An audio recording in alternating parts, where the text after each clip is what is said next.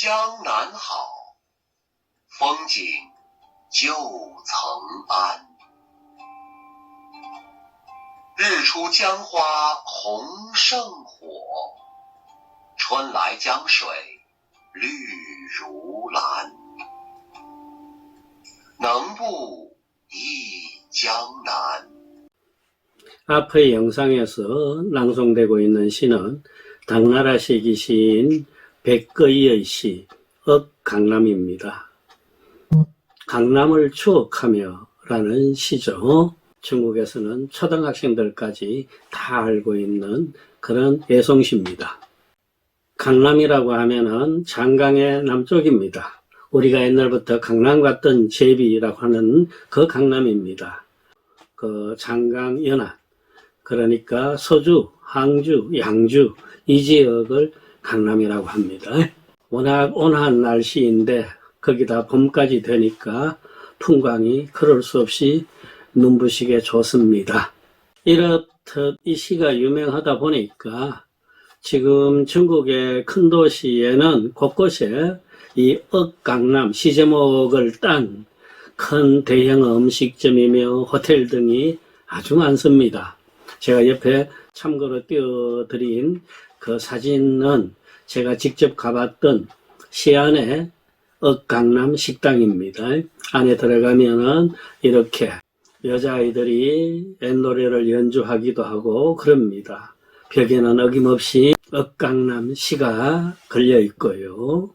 우리식 한자 발음으로 다시 한번 소개해 보겠습니다. 강남호더라 풍경구 정암하도다 일출 강화 승 홍화하고 춘내 녹수 벽 연암이더라 능불억 강남이리요 강남이 좋더구나 그 풍경 눈에 너무 익어 해뜰 무렵 강변의 꽃들은 불꽃보다 더 붉게 타오르고 봄 강물은 남초처럼 짙푸르더구나. 어찌 강남을 떠올리지 않을 수 있으랴. 이런 시입니다. 원래 이 시는 3편으로 구성되어 있는데 지금 소개한 것은 제1편입니다. 이 편에서는 항저우 풍경을 소개하고 제3편에서는 수주, 소주 풍경을 그리고 있습니다. 시인 백거이라고 했죠. 본명이 백거이입니다만은 자가 더 알려져 있는 경우도 있습니다. 낙천, 즉 백낙천입니다. 거기다가 술이 빠지면 안 되겠죠. 백거이는 또 유명한 술꾼입니다. 품이 있는 술꾼이었습니다. 그의 시들 중에 술에 관한 시가 아주 많아요. 이렇다 보니까 지명과 인명을 브랜드로 쓰기를 좋아하는 중국 백주업계에서 백거이주라는 백주를 안 내놓을 리가 없겠죠. 예, 백거이주라는 백주가 또 있습니다. 저는 다른 한편으로 그의 자도 유명하니까 낙천주라는 술이 꼭 있을 거다 싶어갖고 찾아봤는데요. 중국의 백주 중에 낙천주는 없습니다. 이유는 아주 간단해요. 우리나라 기업 롯데 있죠. 롯데라는 말도 괴테의 소설에 나오는 여주인공 이름이라는 사실을 모르는 분들도 많이 있는 것 같습니다. 아무튼 롯데가 중국 시장에 진출하면서 외래어 이름 롯데를 중국식 한자로 바꿔야 되겠죠. 누가 롯데를 이렇게 한자로 바꿨는지 몰라도 대단히 탁월한 장명법이었습니다. 절길 낙자에다가 하늘 천자를 썼어요. 낙천이라고. 롯데를 우리가 낙천적이다 할 때 그겁니다. 거기에다가 롯데라는 발음과 이 낙천의 중국어 발음이 거의 비슷해요. 러티엔 낙천입니다. 한국의 한 기업이 일찌감치 중국 시장에 들어와서 낙천이라는 이름을 써버리니까 중국 백주업계에서도 이 이름을 술 이름으로 쓸 수는 없겠죠. 그래서 낙천주란 술은 없습니다. 백거이주가 있다 그랬죠. 역사가 아주 짧아요. 10년도 안 된 술회사입니다. 본사는 홍콩 옆에 선전에 있고 술 공장은 마오타이에 있습니다. 마오타이에서 생산되는 원료들을 갖고 또 마오타이 기법으로 장향형 백주를 빚어내고 있어요. 처음부터 백거이주 회사에서는 고가, 고품질주의를 지향을 했습니다. 술값이 아주 비싸요. 일반적으로 제일 싼 것이 우리 돈 한 14만원 선이고 제일 비싼 것은 우리 돈 50만원 선입니다. 2,499위안 엄청난 가격이죠. 재미있는 것은 이 백거이주 대표 브랜드가 4개가 있는데 그 구분을 백거이의 대표시 제목들로 구분하고 있습니다.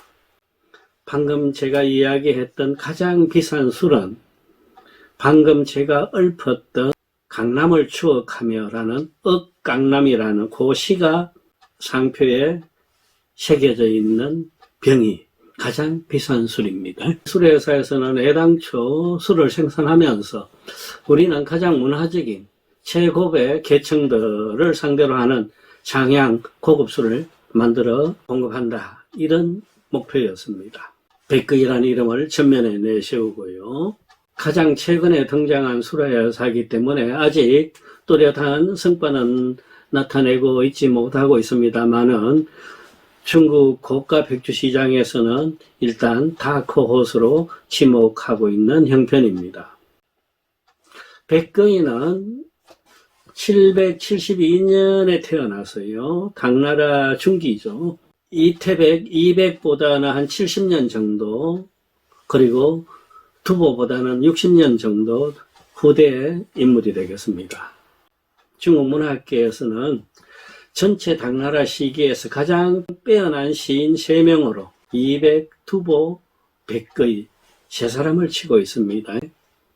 당시기 3대 시인의 한 명, 백거이, 백낙천이다. 대표적인 작품으로는 당현종과 양귀비의 비극적 로맨스를 그린 장한가, 비파를 연주한 기생의 생애를 다룬 비파행, 이런 시들이 있습니다. 이 백거이는 영시한 집안 양반 자제였습니다. 그래서 백거이는 어릴 때부터 스스로 열심히 공부해서 집안을 일으키고 싶어 욕심이 컸어요. 진사 시험에 응시하려고 14살, 15살 적에는 정말로 이를 악물고 공부를 했던 모양입니다. 얼마나 지독하게 공부를 했는지 그 어린 나이에 머리가 하얗게 휘었다고 기록이 되어 있어요. 마침내 29살 나이에 과거에 급제해가지고 관직에 나아갑니다. 35살 때 한림학사가 되고 섭유라는 관직까지 올라갔습니다만은 워낙 권세가들한테 대한 비판적인 주장들이 많았기 때문에 궁성에 있기보다 바깥 외직에 전전하기를 훨씬 더 많이 하게 됩니다. 백거이 44살 때였습니다. 조정에서 쫓겨나가지고 강주 사마자리로 좌천돼 갑니다. 이 강주가 오늘날 구강 주장이라는 도시인데 여기에 유명한 산이 있습니다. 우리식으로 읽으면은 여산입니다. 여산 진면목의 그 여산, 중국어로는 루산이죠. 그 루산을 포함하고 있는 지역이 강주였습니다. 그곳 고위 관직으로 좌천돼 가는데 퍽 지책에 한가했기 때문에 시간이 날 때마다 루산에 올라가서 산책을 하고 시를 짓곤 합니다. 우리나라 사람들도 많이 가보셨을 텐데 여산에 올라가면은 백거이의 초당이 나옵니다. 그 초당이 있는 데가 화경이라고 하는데 화경, 꽃길이란 뜻이에요. 거기 백거이에 하얀 석상도 서 있고 기념품 가게도 있습니다. 거기를 왜 화경이라고 했느냐, 꽃길, 이 봄날하고 어울리는 듯 싶어서 그 시도 한번 소개하려고 합니다. 대림사 도화라는 시입니다. 대림사의 독사꽃, 인간 4월 방비진 한데 산사도화 시성계구나. 장안충기 무벽처더니 부지전이 차중내구나. 사람 사는 동네에는 4월이라 꽃이 다 졌는데 이곳 절간 복숭아꽃은 이제 한창 만발이구나. 그동안 봄이 어디 갔는가 찾으며 길게 탄식했는데 아무도 몰래 이곳 산중에 와 있구나. 이런 시였습니다. 시가 참 멋있죠. 그 루산의 높은 지역이 해발 1000m가 넘습니다. 봄이 그쪽에는 훨씬 늦게 올라오겠죠. 이 무렵 백거이는 자기 친구들 한 7명 선비들하고 또 산중에 스님들 한 10명하고 17명이라고 하네요. 봄 산행을 했던 모양입니다. 그리고는 그 조그만 대림사 절간에 와봤더니 산 아래에서 볼 수 없던 복사꽃이 흐드러지게 있더라. 그래서 이 시가 나왔고 그 후로 후대 사람들은 그곳을 꽃길이란 뜻으로 한자 화경이라고 부르게 됐던 것입니다. 그 화경에서 조금 내려오면은 금수곡이라는 거대한 협곡을 만나게 됩니다. 협곡 한쪽 절벽에는 오솔길이 아슬아슬하게 나 있는데 2km 이상이 되는 그 길을 걷는 재미가 아주 괜찮죠. 백거이도 그 길을 수도 없이 걸어 다녔다고 합니다. 그곳은 이백도, 소동파도, 왕안석도 다 다녔던 길이고요. 현대에 오면은 손문도, 장계석도, 모택동도 걸었던 길이기도 합니다. 황후 무렵 저도 그 청길을 걸어본 적이 있는데 참 감회가 남다르더군요. 그 숱한 스님들이 지내갔는데 발자국 흔적은 남아있지 않지만은 그들의 숨소리 같은 게 들리는 듯 싶고요. 이 여산, 루산이라고 하면은 가장 대표적으로 떠오르는 인물이 한 사람이 있습니다. 도연명입니다. 그의 고향이 이 근처고 산 아래 고을에서 사또도 지낸 인물이죠. 하여 백거이는 이 루산에 올 때마다 도연명에 대한 생각을 치질 못했습니다. 자기가 시 공부를 할 적에도 가장 모범이 됐던 스승이 바로 도연명이었기 때문입니다. 인간적으로 또 문학적으로 가장 좋아했던 인물이 도연명이었다. 이 시기 백거이는 가까운 곳에 있는 도연명의 옛집을 찾아갑니다.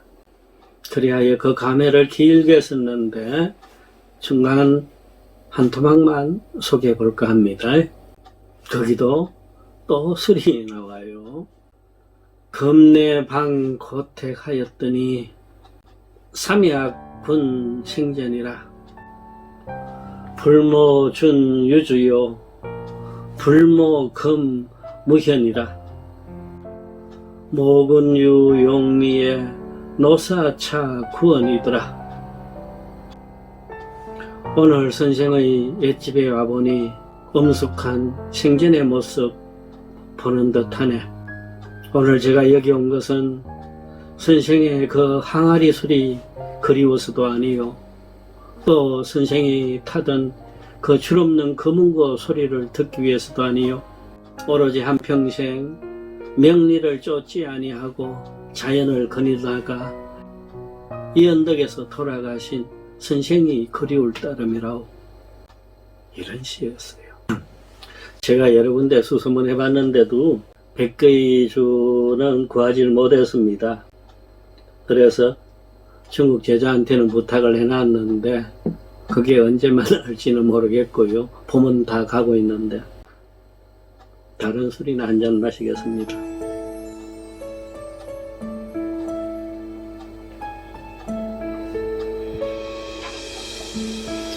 백거이는 50대에는 강남으로 옮깁니다.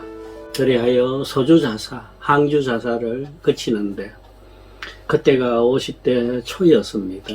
그 관직 생활에서 봤던 강남의 자연 풍경이 깊이 뇌리에 박혀가지고 선씨가 맨 앞에서 소개했던 억강남이었다 이겁니다.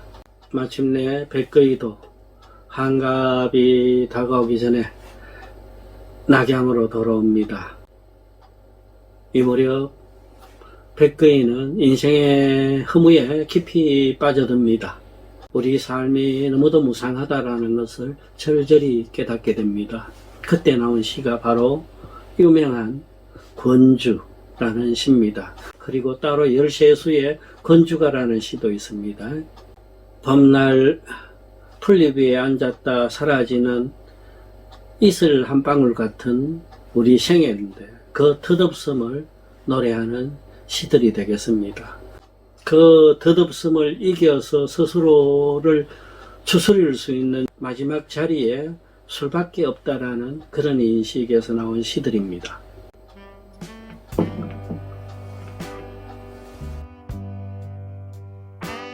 권군일배 군막사라 권군이배 군막의라 권군삼배 군시지라 면상금일로 차길하니 심중취시 승시라 그대에게 한 잔술 권하니 그대 사양치 말게 그대에게 두 잔술 권하니 그대 주저하지 말게 그대에게 석 잔술 권하노니 그대 비로소 내 맘 알지니 오늘의 그대 그 좋은 얼굴 내일이면 널거리 취해 있는 때가 깨어 있는 때보다 좋지 아니한가